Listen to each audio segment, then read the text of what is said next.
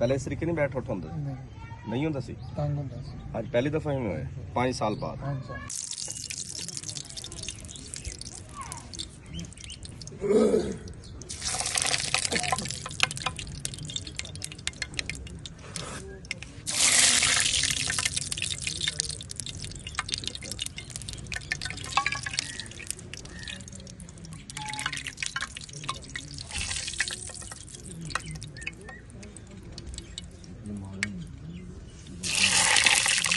भाई खड़े हो जा अल्लाह मदद आपको चेक करो उठो जा अल्लाह मदद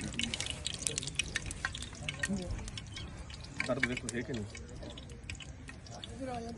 या अल्लाह मदद भाई साहब आज बैठ हाँ हुन बैठो या अल्लाह मदद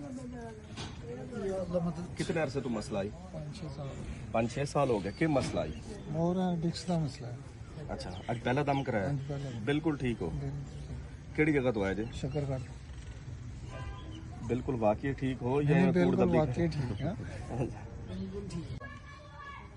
पुरानी अयाज से फालिज कैंसर और मोहलिक बीमारियों का इलाज करता हूँ। यूट्यूब चैनल है पीर सजवार के नाम से।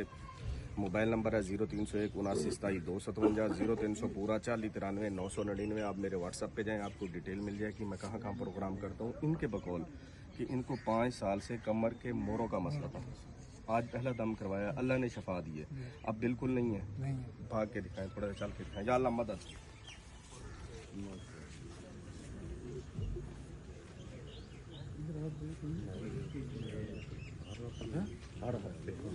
ठीक है भाई, ओके।